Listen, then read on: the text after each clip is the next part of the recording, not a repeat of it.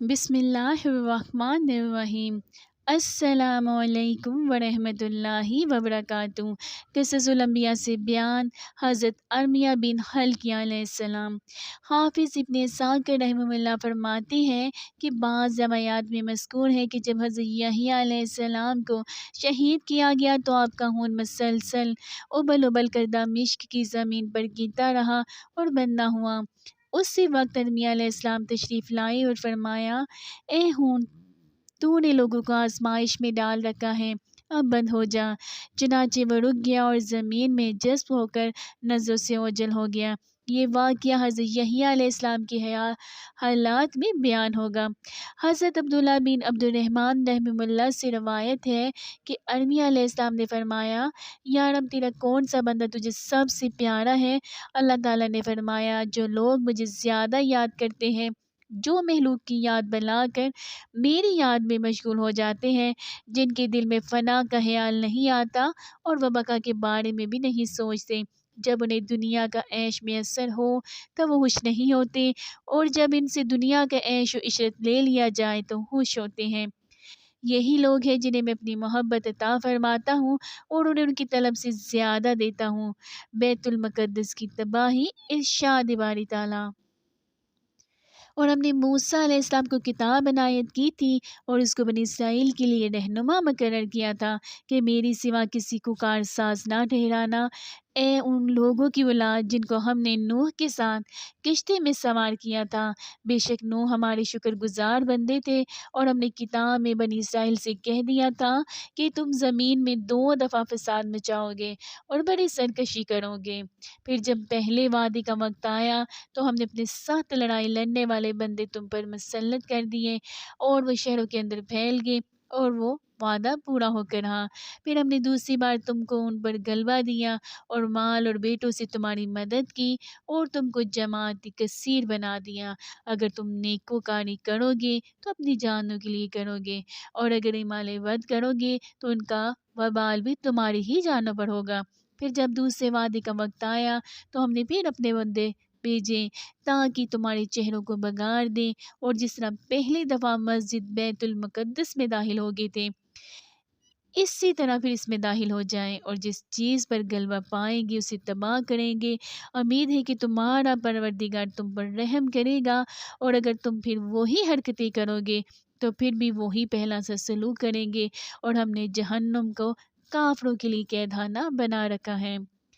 حضرت وہب بن منبع رحمہ اللہ فرماتے ہیں کہ جب بنی اسرائیل کثرت گناہوں کا ارتکاب کرنے لگے تو اللہ تعالیٰ نے ان کو ایک نبی ارمیہ علیہ السلام پر وحی نازل فرمائی کہ اپنی قوم میں کھڑے ہو کر میری یہ باتیں سنا دو۔ ان کے دل تو ہیں لیکن وہ سمجھتے نہیں، ان کی آنکھیں بھی ہیں لیکن وہ دیکھتے نہیں، ان کے کان بھی ہیں لیکن وہ سنتے نہیں۔ میں نے ان کے آباء و اجداد کی نیکی کی وجہ سے ان پر رحمت کی، لیکن انہوں نے میری فرما برداری نہیں کی۔ ان سے پوچھئے کہ میری نافرمانی کر کے انہیں کیا ملا؟ کیا کوئی شخص میری نافرمانی کر کے سعادت حاصل کر سکتا ہے، یا کوئی میری فرما برداری کر کے بدنصیب رہ سکتا ہے؟ جانور بھی اپنے گھروں کو یاد رکھتے ہیں اور پلٹ آتے ہیں، لیکن ان لوگوں نے وہ اعمال ترک کر دیے جس کی وجہ سے میں نے ان کے بزرگوں کو عزت بخشی تھی، اور وہ دوسری طرح کے کاموں میں عزت تلاش کرتے ہیں۔ ان کے علماء نے حق کا انکار کیا، ان کے قرآن نے مجھے چھوڑ کر دوسروں کی پوجا کی، ان کے زاہدوں نے اپنے علم سے فائدہ نہ اٹھایا، ان کے حکمرانوں نے مجھ پر اور میرے رسولوں پر جھوٹ بولا، دلوں میں دھوکہ فریب ہزاروں کی طرح جمع کر لیا، زبانوں کی جھوٹ کو عادت ڈال دی۔ میں اپنی عزت و جلال کی قسم کھا کر کہتا ہوں، میں رب اپنی عزت و جلال کی قسم کھا کر کہتا ہوں کہ میں ان پر وہ لشکر چڑھا لاؤں گا جو ان کی زبان نہ سمجھیں گے، ان کو چہروں کو نہ پہچانیں گے، ان کی گریہ زاری پر ترس نہ کھائیں گے، ان پر ایسا ظالم اور سنگ دل بادشاہ مسلط کر دوں گا جن کے لشکر بادلوں کی طرح، جن کے جھنڈ اڑتے عقابوں کی طرح، اور ان کے شہ سواروں کے حملے شہبازوں جیسے ہوں گے۔ وہ شہروں اور بستیوں کو ویران کر دیں گے۔ افسوس ہے ایلیا کے شہر پر اور اس کے باشندوں پر، میں انہیں قتل و غارت کا نشانہ بناؤں گا، ان پر غلامی مسلط کر دوں گا، خوشیوں کی گہماگامی کی جگہ چیخوں پکان لے لے گی۔ گھوڑوں کے ہنکہنانے کی وجہ سے بیڑیوں کی گڑانے کی آوازیں آئے گی۔ میں ان کے لیے آسمان لوہے کا بنا دوں گا اور زمین تانبے کی۔ اگر بارش برسی تو نباتات نہیں اگائے گی، اور اگر کچھ اگا تو وہ جانوروں پر میرے رحم کی وجہ سے اگے گا۔ کاشت کے موسم میں بارش بند رہے گی، فصل کاٹنے کے موسم میں بارش آ جائے گی، اور اسی دوران میں جو کاشت کریں گے وہ اس پر افات نازل کروں گا۔ اگر میں سے کچھ بچا تو اس میں برکت نہیں ہوگی۔ اگر وہ مجھ سے دعائیں کریں گے تو میں ان کی دعائیں قبول نہیں کروں گا۔ اگر مانگیں گے تو میں انہیں نہیں دوں گا، اور اگر وہ روئیں گے تو میں ان پر رحم نہیں کروں گا۔ وہ گر گرائیں گے تو ان سے میں اپنا روح پہ لوں گا۔ جب بنی اسرائیل دینی، اخلاقی اور معاشرتی بگاڑ میں حد سے زیادہ بڑھ گئے تو اللہ تعالیٰ نے ارمیا علیہ السلام پر وحی نازل فرمائی کہ میں بنی اسرائیل کو تباہ کرنے والا ہوں اور ان کی گناہوں کی وجہ سے انتقام لینے والا ہوں۔ آپ بیت المقدس کی مقدس چٹان پر پہنچ جائیں، وہاں آپ کو میرا حکم پہنچے گا۔ ارمیا علیہ السلام نے فرمایا، یا اللہ تو ان پر کس قوم کو مسلط کرنے والا ہے؟ رب تعالیٰ نے فرمایا، وہ آگ کی پوجا کرنے والے ہیں، نہ میرے عذاب سے ڈرتے ہیں، نہ مجھ سے ثواب کی خواہش رکھتے ہیں۔ اپنی قوم کو بتا دیجئے، اللہ نے تمہارے بزرگوں کی نیکی کی وجہ سے تمہیں مہلت دی ہے، لیکن تم نے میرے احکامات کو فراموش کر دیے۔ اب میں تم پر ایسا ظالم حکمران مسلط کروں گا جو تم پر بالکل رحم نہیں کرے گا بلکہ تمہیں تباہ و برباد کر دے گا۔ جب ارمیا علیہ السلام نے انہیں اللہ کا پیغام پہنچایا تو وہ بولے، ارمیا تو جھوٹ بولتا ہے اور اللہ پر بہتان تراشی کرتا ہے۔ کیا اللہ اپنی مقدس زمین کو اور اپنی مسجدوں کو اپنی کتاب سے اور عبادت کرنے والوں سے خالی کر دے گا؟ تب زمین پر کون ہوگا جو اس کی عبادت و اطاعت کرے گا؟ انہوں نے آپ کو پکڑ کر قید کر دیا۔ یہی وقت تھا جب بختی نصر نے ان کے ملک پر حملہ کر دیا اور بنی اسرائیل کے بہت سے لوگوں کو قتل کیا۔ اس نے بیت المقدس سے بہت سا مال غنیمت حاصل کیا۔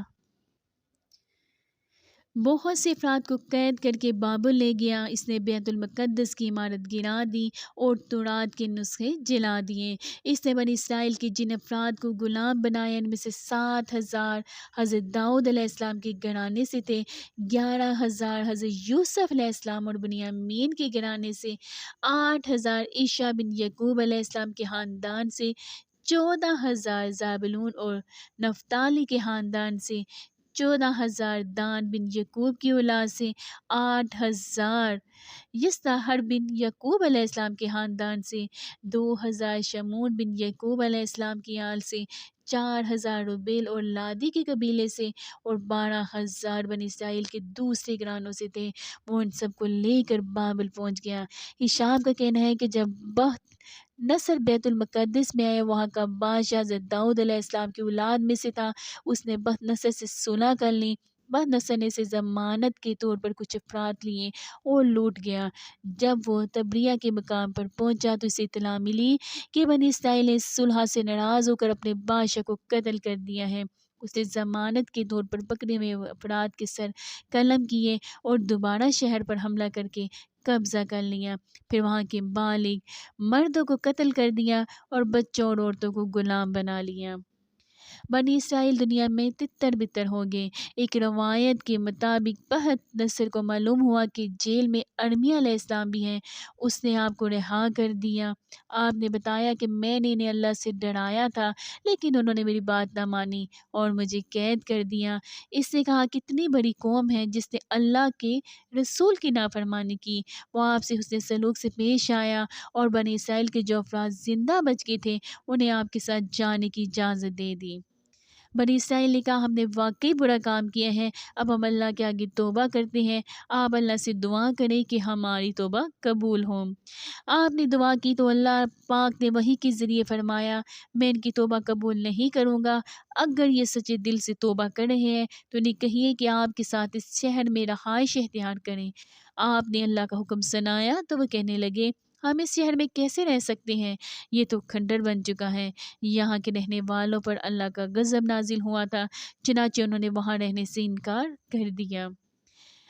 ابن کلبی کہتے ہیں کہ اس وقت بنی اسرائیل دنیا میں بکھر گئے، کچھ لوگ حجاز آ گئے، کچھ یثرب میں جا ٹھہرے، کچھ وادی قرا میں رہنے لگے، اور ایک چھوٹی سی جماعت مصر چلی گئی۔